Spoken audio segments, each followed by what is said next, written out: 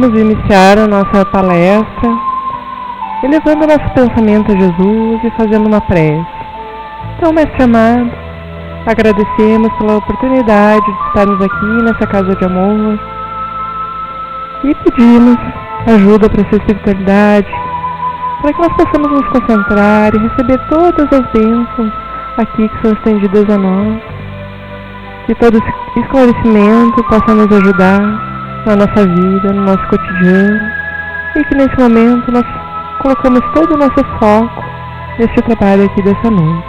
Pedimos também, Mestre amado, pelo nosso palestrante Érico, que ele esteja recebendo toda essa harmonia e possa estar aberto também a essa luz, que assim seja.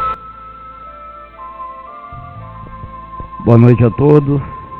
Aqui estamos para mais um estudo do Evangelho, hoje abordando o capítulo 16 do Evangelho segundo o Espiritismo, cujo título é Não se pode servir a Deus e a Mamon. Vamos falar especificamente do item 1 e 2, que nos fala da salvação dos ricos, e do item 7, que é a utilidade providencial da riqueza. Talvez muitos digam assim, mas eu não sou rico, então salvação dos ricos, essa palestra não tem significado para mim.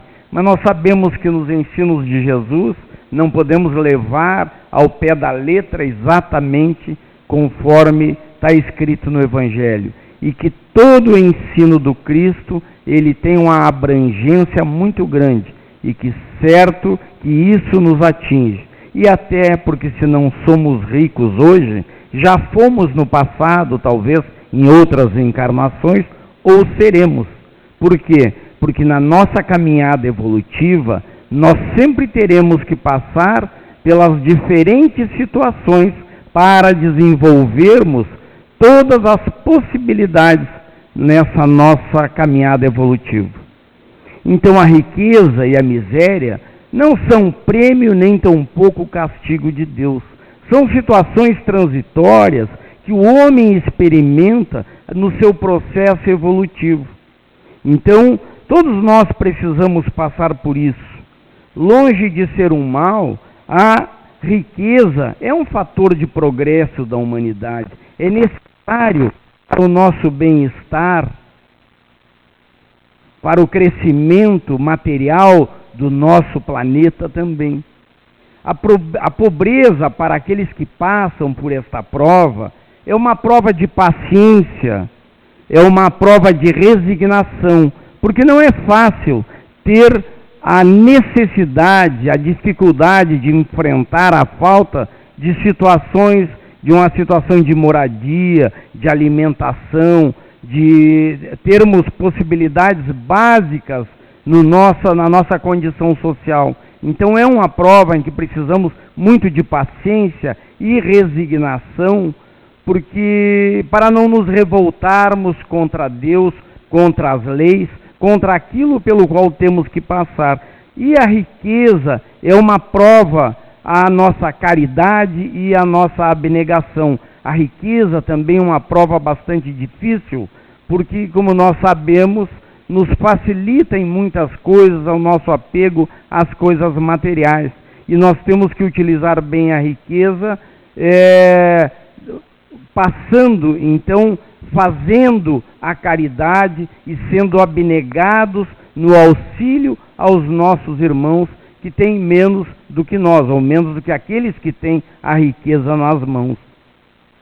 E que normalmente aqueles que passam pelas provas sucumbem, mas também nós estamos passando hoje por situações, por provas que nós mesmos escolhemos quando estávamos na espiritualidade, baseado nas nossas necessidades, baseado naquilo que passamos na encarnação passada.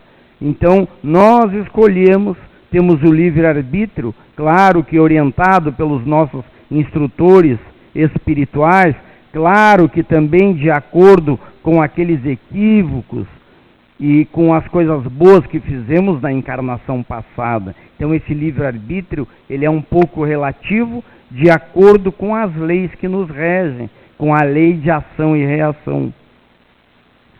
Então, Deus a uns concedeu a riqueza e o poder, a outros as misérias. Por quê?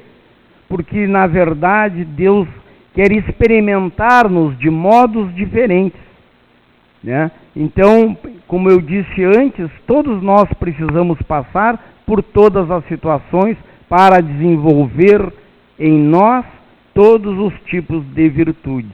E como na época de Jesus, ainda hoje, a riqueza continua exercendo sobre o homem uma fascinante influência, sufocando-nos, pervertendo a muitos nos seus sentidos mais nobres.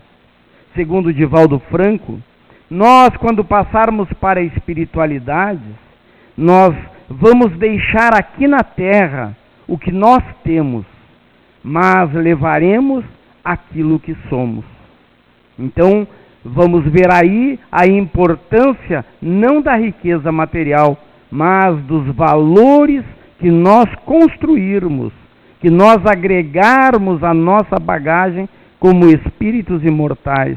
Então, mas precisamos combater o mal, transformar no bem, mas o mal, que hoje nos é importante chamarmos a atenção, é o mal do nosso apego às coisas materiais, à vida material, né?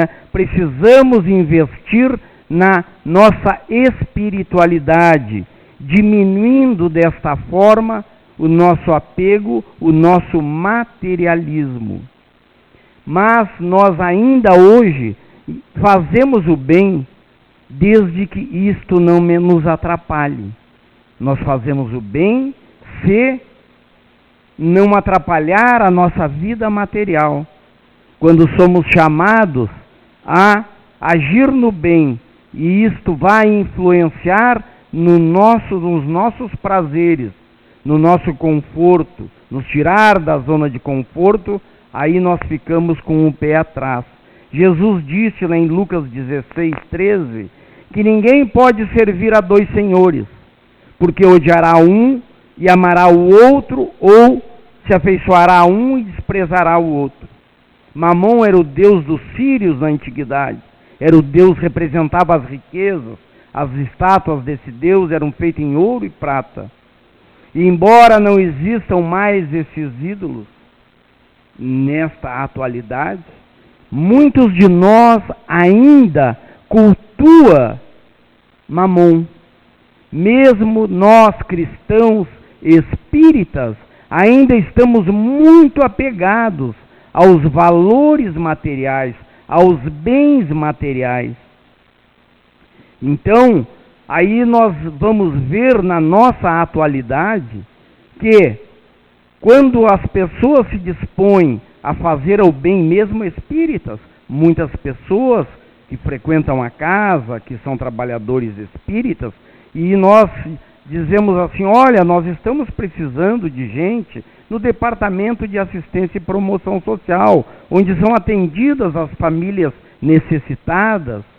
Aí muitas pessoas dizem, eu adoraria fazer um trabalho desses na ação social.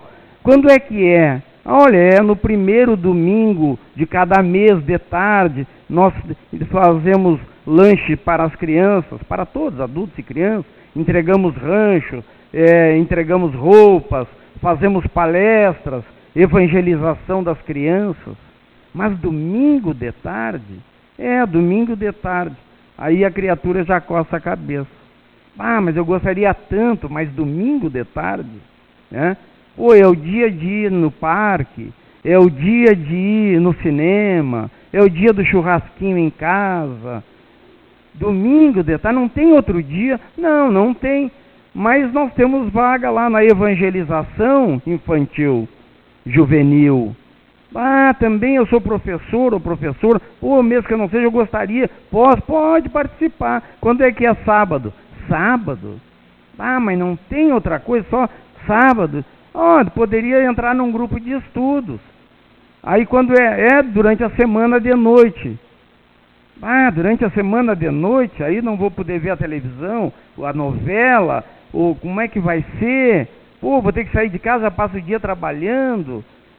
E não tem outra coisa? Não, tem a biblioteca. Quem sabe quer trabalhar na biblioteca. E assim nós vamos negociando com as pessoas e elas querem fazer o bem, mas desde que não atrapalhe o futebol, a novela, o churrasquinho, o passeio no parque, o cinema.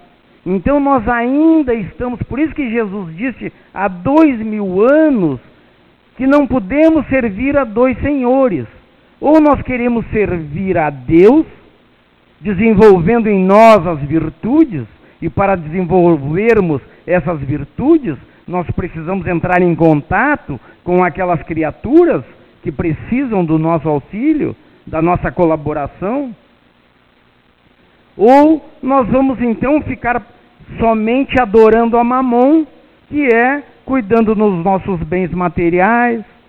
Mas é o dia de eu ir para o sítio, é o dia de eu ir para o clube. Então, todas essas coisas acontecem no nosso dia a dia. E aqui não vai criticar ninguém, né? Não vai criticar ninguém, porque todos nós certamente temos o nosso momento de escolhermos e de colocarmos valores, prioridades em nossas vidas.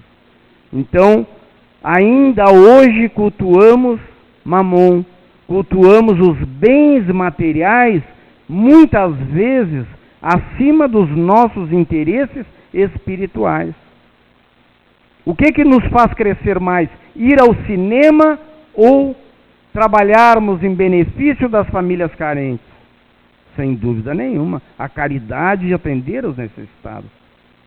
Mas eu não vou trocar pelo meu cineminha de todo domingo de tarde, né? O meu futebol, ver o meu time jogar. Então são valores que cada um de nós precisa trabalhar dentro de si para desenvolvê-los e ver em que patamar está. Quando Jesus disse que não se podia servir ao Deus da riqueza, sabia das nossas tendências, sabia que nós temos a condição de nos empolgar com os interesses mundanos e que somos pouco sensíveis às misérias humanas. Nós, infelizmente, em vez de nos servirmos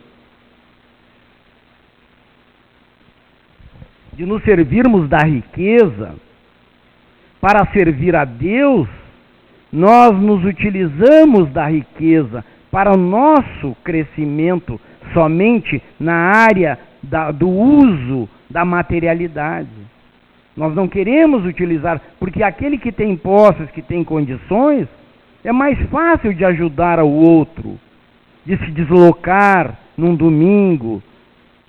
Tem carro, tem possibilidades, tem conforto, tem uma série de possibilidades, pode ir no cinema, ver o futebol, fazer outras coisas, fazer um churrasquinho, num outro dia, não naquele domingo do mês, mas a gente opta pelo churrasquinho, pelo futebol, né? Então, nós ainda estamos nessa faixa.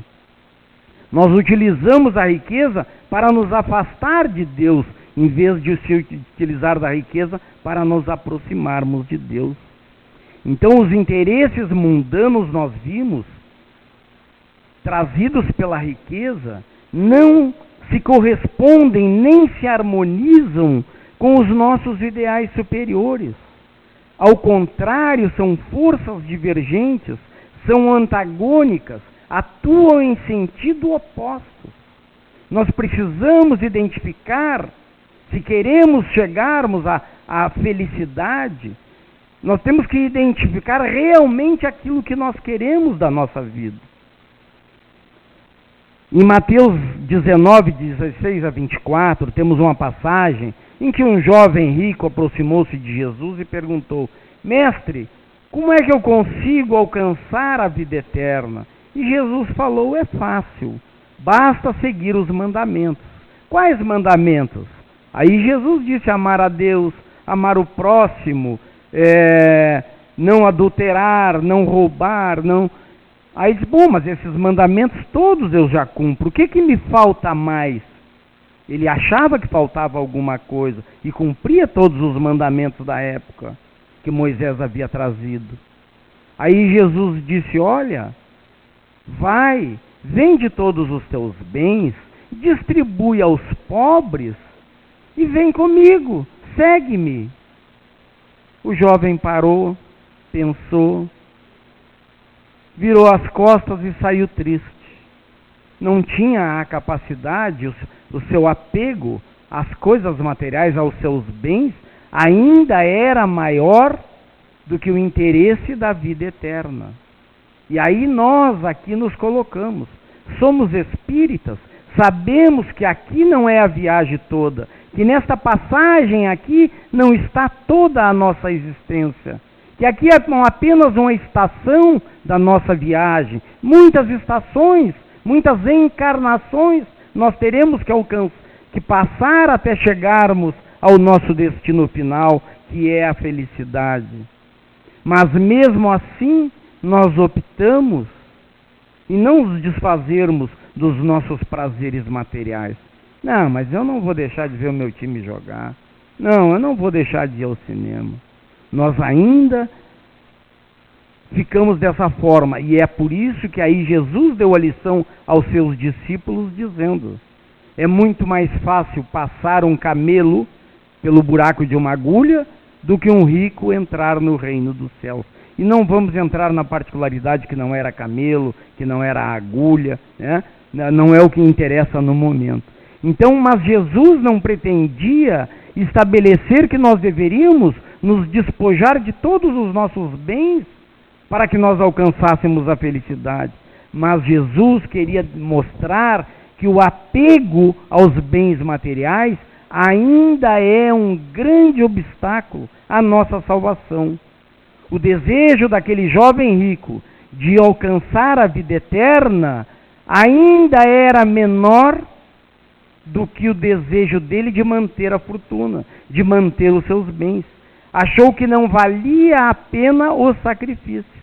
E nós, que aqui estamos, e que sabemos que a vida é muito mais do que essa passagem que nós aqui estamos, que esse corpo que hoje nos serve de veste, daqui a pouco vai para o túmulo, vai apodrecer e foi-se. Mas nós ainda buscamos as coisas da materialidade, os prazeres do mundo. Mas se nós sabemos que na verdade é o Espírito, como agimos dessa forma? Pela influência que a materialidade tem sobre nós. E Jesus sabia disso, sabia que ainda nos apegamos aos nossos vícios, às nossas imperfeições, e que a materialidade, a riqueza como um todo, é um obstáculo a que nós venhamos a desenvolver os nossos valores mais nobres. Jesus não condenava a riqueza absolutamente, mas salientava a dificuldade que ela criava àqueles que possuíam a riqueza, se não a utilizassem adequadamente. Porque aquele que utiliza a sua riqueza adequadamente, utilizando-a para fazer a caridade para si, sim, se ganhou honestamente, é justo que nós venhamos a usufruir daqueles bens que nós conseguimos adquirir para o nosso conforto. Não estamos fazendo apologia aqui à miséria, à pobreza, a que devemos vender tudo. Não é dessa forma, mas utilizarmos o nosso tempo, que é o nosso bem mais precioso, em favor de nós mesmos e dos nossos irmãos de caminhada. Utilizar, sim, das nossas riquezas materiais para nos facilitar o convívio e a ação no bem. Esse é o chamamento do Cristo, não condenando a riqueza, mas nos chamando a responsabilidades do bom uso daquilo que nós temos.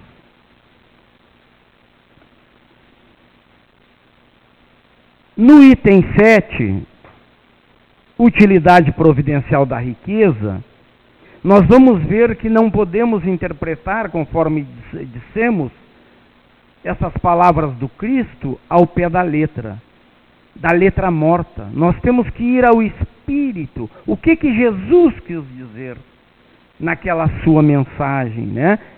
A riqueza não é um obstáculo absoluto. Aquele que tiver bens materiais, aquele que tiver rico, não se salvará. Não. Jesus não disse que o camelo não passará pelo buraco da agulha.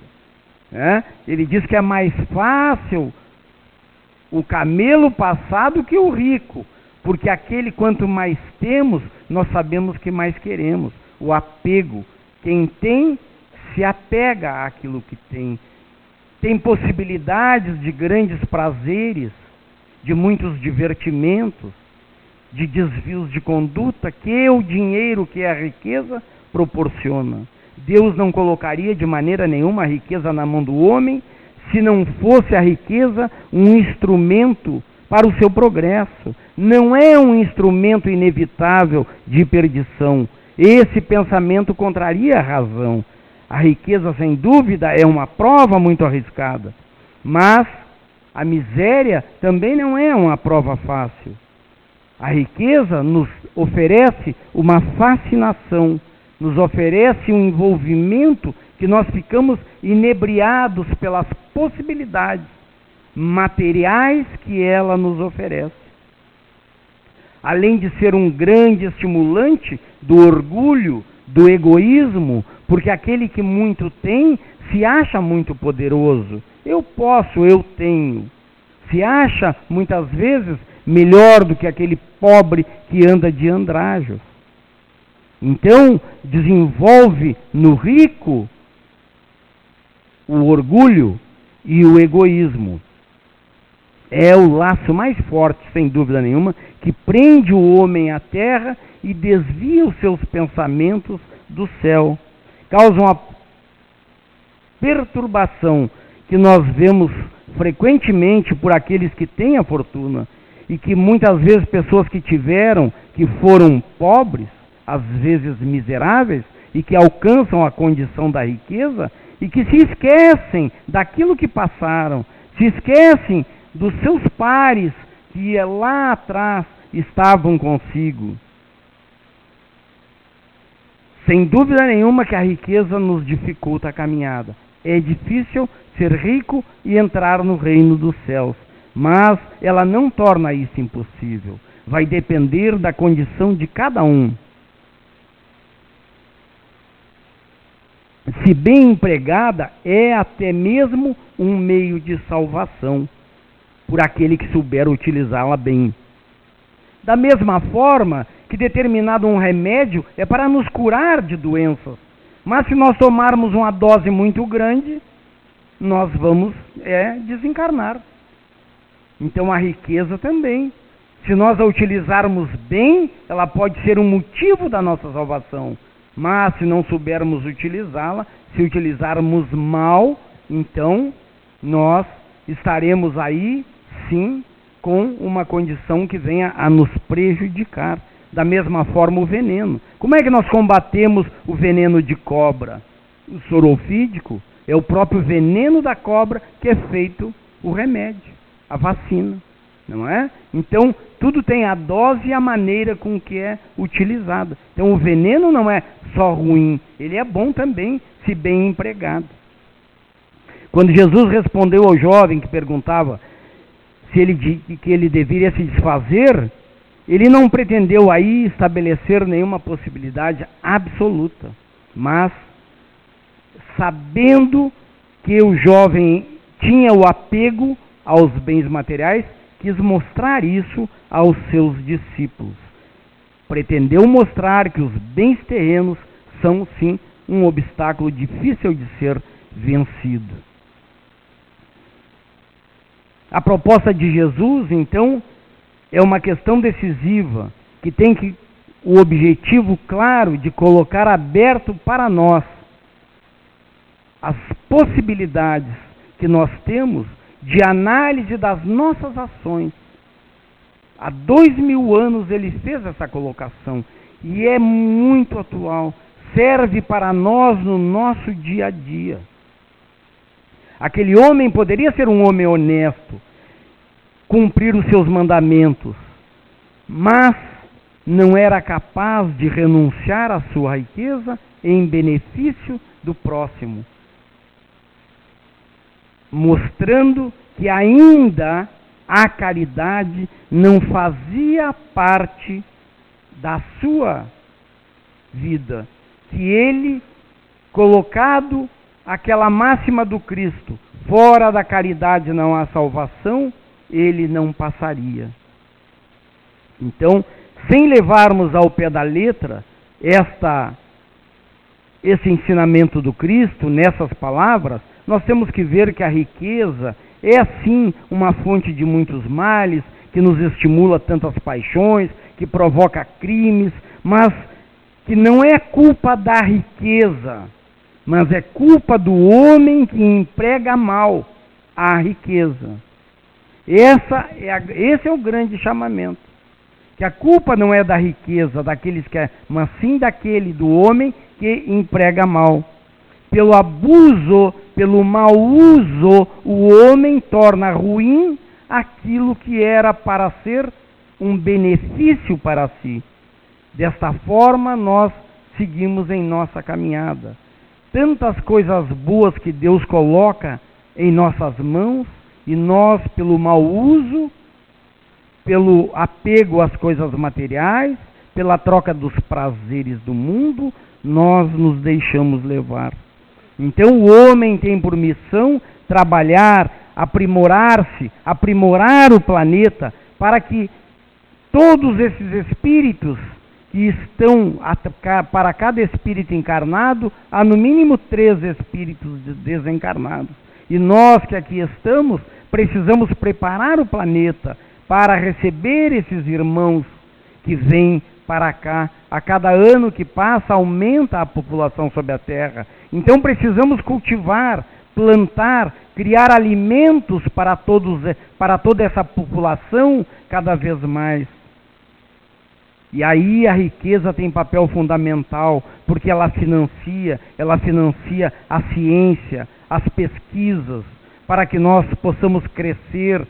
Os povos precisam se aproximar uns dos outros.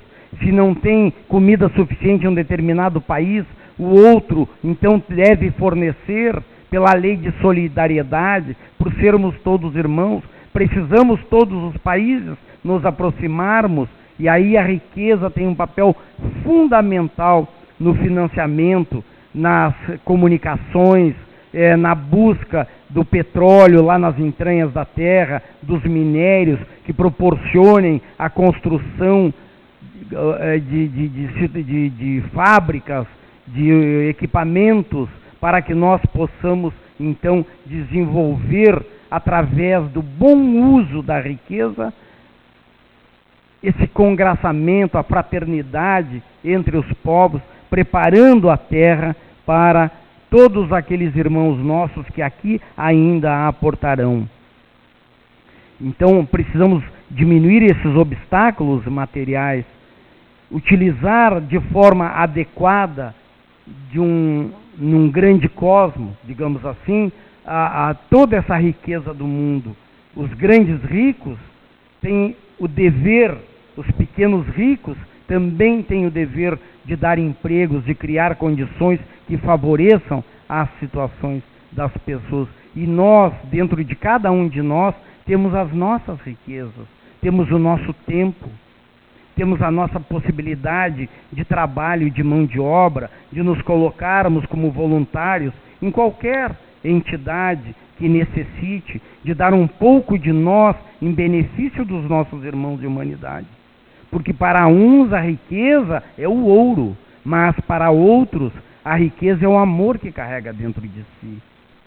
É o sentimento de fraternidade, é a possibilidade de voluntariamente amparar, ajudar, fazer o bem pela humanidade, crescendo também juntamente com aqueles que estão à sua volta. E encaminhando o encerramento, vou contar uma pequena história, cujo nome é A Ilha dos Sentimentos. Talvez todos de vocês ou alguns conheçam, mas me cala profundamente essa história, e acho que se encaixa bem para nós finalizarmos a nossa exposição. Sobre a Ilha dos Sentimentos, conforme eu disse. Habitava uma ilha o amor e 4 amigos, que era a riqueza, a vaidade, a tristeza e a alegria. E o amor ficou sabendo que aquela ilha iria afundar. Então tratou de avisar os seus amigos de que isto iria acontecer. E saiu buscando um por um que estavam espalhados pela ilha, dizendo: olha, prepare o seu barco, que a ilha vai afundar. E avisou a todos. E avisando a todos, como é próprio do amor, que pensa mais nos outros do que nele mesmo, esqueceu-se de preparar o seu barco. E quando viu, a ilha começou a afundar. A água já estava meia canela e ele não tinha preparado o seu barco. Então, e o amor tem canela, não sei se vocês sabem, né? A água estava meia canela e aí ele vê se aproximar um barco. Quem vinha ali? A riqueza. Aí o amor gritou: riqueza, riqueza, por favor me ajude, não tive tempo de preparar o meu barco. E a riqueza disse: sinto muito, amor, não posso te levar, estou cheio de ouro, cheio de prata, pedras preciosas, não tem lugar para o amor no meu barco. E foi-se. Por isso é que Jesus disse que dificilmente a riqueza carrega o amor, porque se carregasse, entraria no reino dos céus e seria a riqueza verdadeira, não só de bens materiais, mas de bens espirituais, bens eternos, valores do coração. E ali estava o amor, olhando, então vinha um outro barco, e novamente o amor chama. Era a vaidade que passava. Vaidade, vaidade, por favor, me socorra. E a vaidade olhou e disse: sinto muito, amor, não posso te carregar, porque tu estás todo molhado, já o meu barco limpo, bonito, cheiroso, tu está todo molhado, vai sujar o meu barco, não posso te levar. E foi-se a vaidade no seu barco. A água subindo já pela cintura e vem um outro barco. Era a tristeza que ali passava. E o amor chamou: tristeza, tristeza, me ajude. E a tristeza disse: olha, amor, eu até poderia levá-lo, mas a minha tristeza é tão grande, que eu prefiro viajar sozinho. E foi-se a tristeza com seu barco. A água vindo no peito já do amor, e um outro barco vem. Era alegria, música alta, cantando, dançando. E quando o barco se aproxima, o amor grita: alegria, alegria, por favor. E a alegria envolvida com o som alto da sua música, das suas cantorias, não escuta o amor chamar. Então, nós vamos ver que no barco da vaidade não cabe o amor. Por quê? Porque se a vaidade levasse o amor, então não seria vaidade, seria autoestima. No barco da tristeza não cabe o amor. Por quê? Porque se levasse, não seria tristeza, mas seria solidariedade. Aí nós vamos ver o Joana de Ângeles quando diz que o homem solidário jamais será solitário. Aí um grande remédio para a depressão. A alegria, nós vamos ver que não leva o amor, porque nos grandes momentos, quando nós estamos mais alegres, todos nós esquecemos do amor. Não convidamos o convidado, que seria mais importante, o amor.